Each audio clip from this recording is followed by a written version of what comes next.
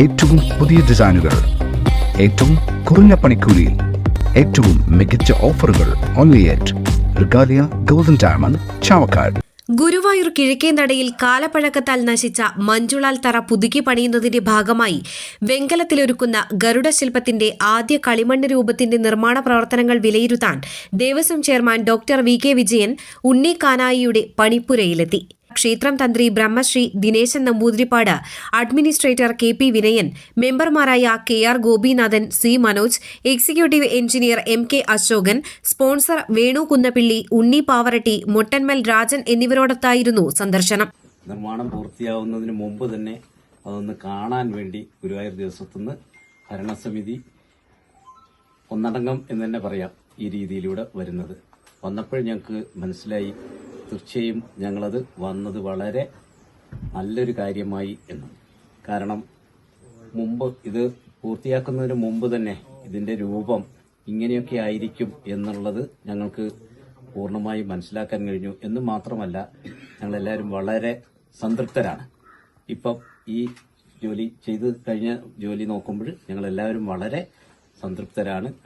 എന്ന് മാത്രമല്ല, അതിനകത്ത് ഞങ്ങൾക്കൊന്നും സജഷനൊന്നും പറയാനില്ല. കാരണം അത്രമാത്രം നല്ല ഭംഗിയായിട്ട് തന്നെ ചെയ്തിട്ടുണ്ട്.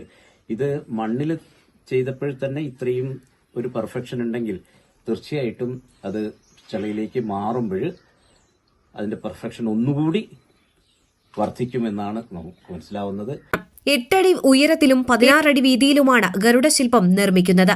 4 മാസം സമയമെടുത്താണ് കളിമണ്ണ് ഗരുഡശില്പം പൂർത്തിയാക്കിയത്. വെങ്കലത്തിൽ തീർക്കുന്ന ഗരുഡശില്പം 3 മാസം കൊണ്ട് പൂർത്തിയാകും.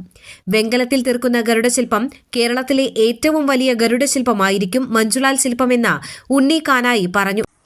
ഗുരുവായൂർ ക്ഷേത്രനടയിലെ കിഴക്കേ നടയിൽ സ്ഥാപിക്കാൻ വേണ്ടിയാണ് ഈ ഗരുഡശില്പം ഇവിടെ ഒരുങ്ങുന്നത്. ഇപ്പോൾ കളിമണ്ണിൽ പൂർത്തിയായ ഗരുഡശില്പത്തിന്റെ ഉയരം 8 അടി ഉയരവും അതുപോലെ ചിറകിൽ നിന്ന് ചിറകിലേക്ക് 16 അടി നീളവുമുണ്ട്. 2 മാസം സമയത്താണ് ഇപ്പം കളിമണ്ണിൽ ഈ ഗരുഡശില്പം പൂർത്തിയാക്കിയത്. ഇനി വെങ്കലത്തിലേക്ക് കാസ്റ്റ് ചെയ്യാനുള്ള തയ്യാറെടുപ്പിലാണ്.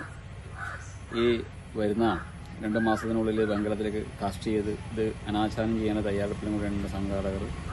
കാലപ്പഴക്കത്താൽ നശിച്ച മഞ്ജുളാൽ തറയിൽ അതിന്റെ മുന്നിൽ സ്ഥാപിക്കാനാണ് ഈ ശില്പം ഒരുക്കുന്നത്.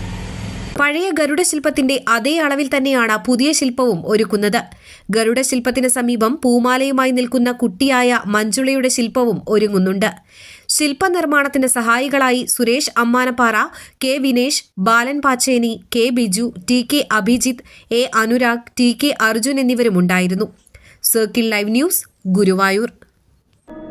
അന്താരാഷ്ട്ര നിലവാരമാർന്ന 100% സംശുദ്ധമായ silver jewellery collections, hand crafted classic silver ornaments, platinum പോലെ silver, Alookkaran silver jewellery, Chettuva road, Chavakkad, Chettuva road, Vadanappally.